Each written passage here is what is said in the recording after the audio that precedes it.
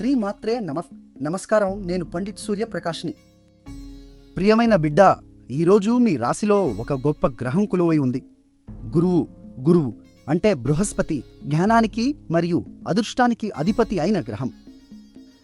ఈ గురువు మీ మొదటి భావంలో, అంటే మీ వ్యక్తిత్వం మరియు ఆత్మవిశ్వాసాన్ని ప్రతిబింబించే స్థానంలో. దీని అర్థం ఏమిటంటే, మీలో ఒక సహజమైన తేజస్సు ఉంటుంది, మీ మాటలకు బలం ఉంటుంది, ఇతరులు మిమ్మల్ని గౌరవంగా చూస్తారు.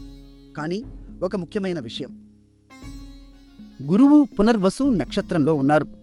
ఇది పునరుద్ధానానికి సంకేతమైన నక్షత్రం.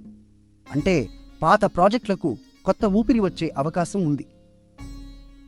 అయితే మీ 10వ భావంలో, అంటే కెరీర్ మరియు వృత్తి రంగాన్ని సూచించే స్థానంలో సూర్యుడు, కుజుడు మరియు శని కలిసి ఉన్నారు. ఈ కలయిక వల్ల పనిలో ఒత్తిడి పెరగవచ్చు, బాస్తో చిన్న ఘర్షణలు రావచ్చు. ఓపిక చాలా ముఖ్యం. తొందరపడి ఎవరితోనూ వాదించకండి. ఈరోజు చిత్ర నక్షత్రం సృజనాత్మకతకు ప్రసిద్ధి చెందిన నక్షత్రం ఆకాశంలో ప్రకాశిస్తోంది. కాబట్టి మీ సృజనాత్మక ఆలోచనలను నోట్ చేసుకోండి. కొత్త ఐడియాలు తలుక్కున మెరుస్తాయి. గురువు బలం మీకు అనుకూలంగా ఉంది, కానీ పనిలో సంయమనం పాటించండి. ఈ సమతుల్యత నేటి విజయ సూత్రం.